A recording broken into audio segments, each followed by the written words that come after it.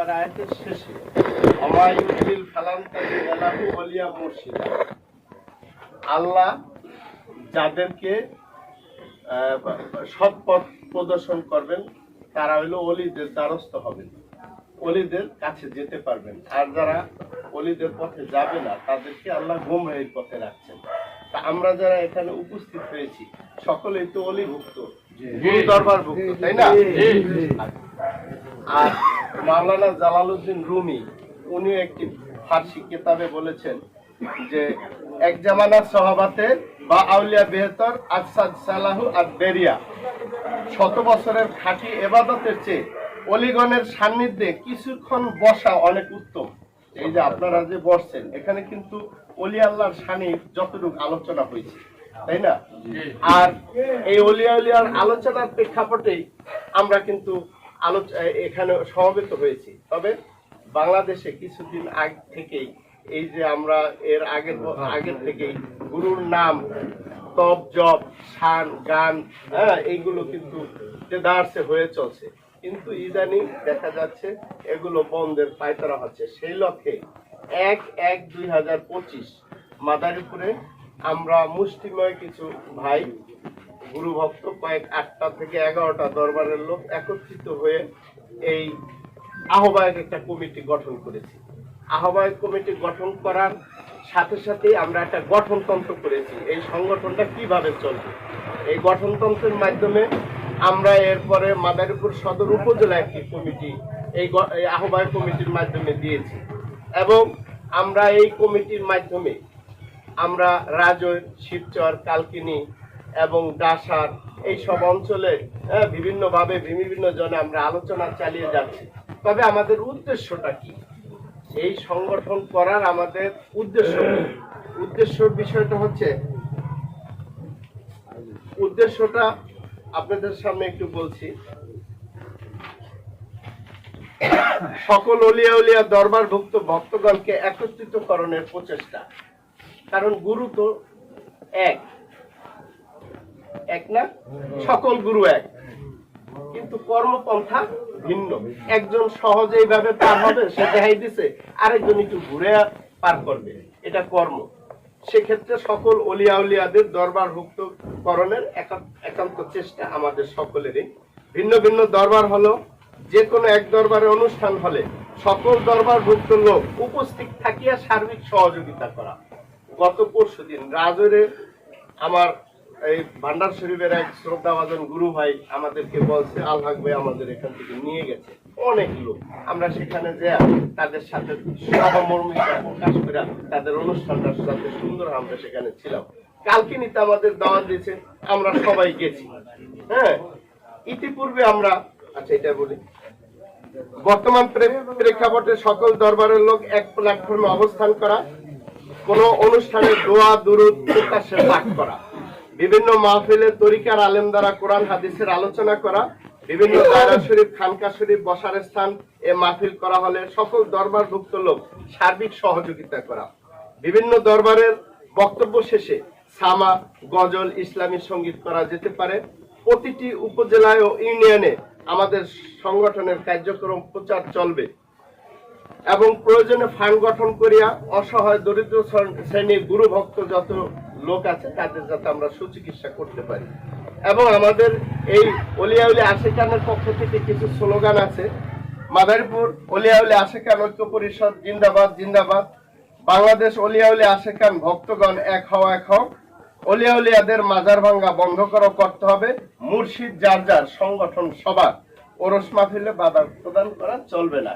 এই মর্মে ইতিপূর্বে আমরা যেমন মাদারীপুরে একটা মহানবী হযরত মুহাম্মদ সাল্লাল্লাহু আলাইহি সাল্লামের আমরা জেলা শিল্পকলা ভাড়া নিয়েছিলাম, ভাড়া নিয়ে সেখান থেকে র্যালি করে আমরা ইটের পোল পর্যন্ত আসছি। তা আগামী দাওয়াত আরেকটা, যে আগামী 1/1/2026 আমাদের এই বর্ষপূর্তি হয় এই জেলা অলিয়া উলিয়া ঐক্য পরিষদের।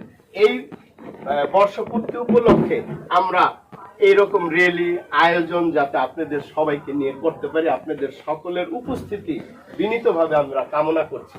এই হলো গিয়ে আমার সংক্ষিপ্ত বক্তব্য। আর জ্ঞানী সর্বজীবের রাষ্ট্র, যাহার হস্তে কি মুখের বাক্যে জীবে না পায় কষ্ট, তিনি প্রকৃত জ্ঞানী সর্বজীবের রাষ্ট্র। এই হাত দ্বারা, এই মুখ দ্বারা, আপাত মস্তক দেহ দ্বারা যেন অন্য ভাই ব্যথা না পায়, প্রাণীকুল জানি ব্যথা না পায়। আমাদের গুরুর শিক্ষা কিন্তু এইটাই। আর সেই শিক্ষা ক্ষেত্রে সারা বাংলাদেশে আজকে দেখেন অলিয়া উলিয়াদের যাইভাবে হেনস্থা হচ্ছে, কিন্তু কেউ কারো হাত দিচ্ছে না। আমরা শান্তিপূর্ণ ভাবে একমাত্র সৃষ্টিকর্তার কাছে প্রার্থনা করছি, সৃষ্টিকর্তা তুমি আমাদের তাদেরকে রহম করো, তাদেরকে বুঝ দাও, তাদেরকে ব্যবস্থা দাও, তারাও যাতে এই অলিয়া উলিয়াদের পথে আসে। এই বলে আমি আমার সংক্ষিপ্ত বক্তব্য শেষ করছি। আসসালামু আলাইকুম। মাদারপুর জেলা অলি আউলিয়া ও আশেকানে ঐক্য পরিষদের পক্ষ থেকে আমাদের সম্মানিত আহ্বায়ক, সিনিয়র যুগ্ম আহ্বায়ক, সদর থানা সভাপতি এবং আমাদের সদস্য সচিব সকলের আদেশ ক্রমে আমাকে আজকের এই মাদারপুর জেলা অলি আউলিয়া ও আশেকানে ঐক্য পরিষদের পৌরসভার কার্যনির্বাহী কমিটি ঘোষণা এবং পরিস্থিতি সবার জন্য দায়িত্ব দেওয়া হয়েছে। আমি প্রথমে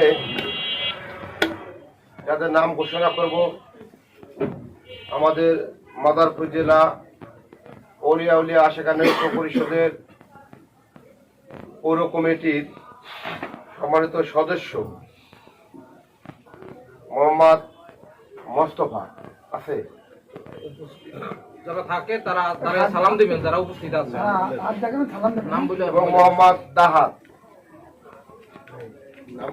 মোহাম্মদ নসু, মোহাম্মদ জসিম, মোহাম্মদ ছামাদ, মোহাম্মদ মুকলেদ, মোহাম্মদ সায়াদ, মোহাম্মদ কিবরিয়া, মোহাম্মদ তাইজুল ইসলাম, মোহাম্মদ সালাম, মোহাম্মদ সুমন মিয়া, মোহাম্মদ ওমর ফারুক আমাদের কার্যকারী সদস্য, এবং আমাদের সমাজ কল্যাণ সম্পাদক মোহাম্মদ রাসেল ফকির সাহেব এবং সহ সমাজ কল্যাণ সম্পাদক মোহাম্মদ ইকবাল।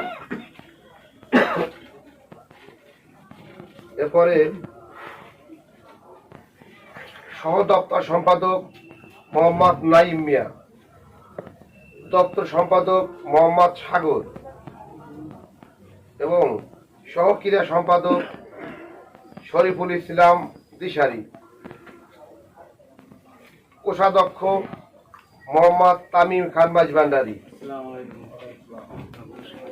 এবং যুগ্ম মহিলা বিষয়ক সম্পাদক রাশিদা বেগম আসে নাই, মহিলা বিষয়ক সম্পাদিকা মোসাম্মদ কমলা সুলতানা এবং ধর্ম বিষয়ক সম্পাদক মোহাম্মদ অয়ন আল মাঝভান্ডারী, সহ প্রচার সম্পাদক মোহাম্মদ সেকান্দার খান,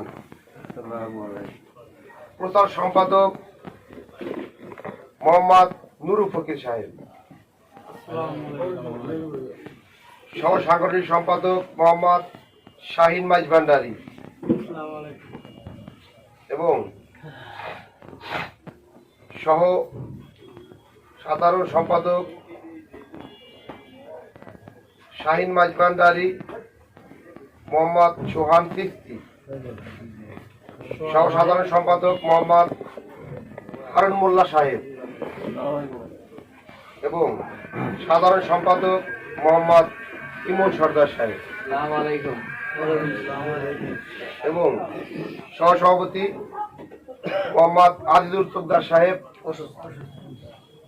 সহ সভাপতি মোহাম্মদ মনির হোসেন, সহ সভাপতি মোহাম্মদ নুরু ব্যাপারী সাহেব এবং সহ সভাপতি মোহাম্মদ সেলিম ব্যাপারী,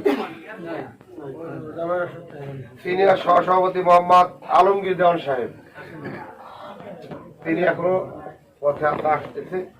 তো এই হলো আমাদের মাদারপুর জেলা অলিয়া এবং আশেকানে পৌর ইউনিয়ন পৌর কমিটির যে কর্মকর্তা যারা আছে, কিছু বাকি আছে, এটা পরবর্তীতে আমাদের পূর্ণ করা হবে, সংযোজন বিয়োজন করা হবে আপনাদের সবার সম্মতি করবে। ধন্যবাদ।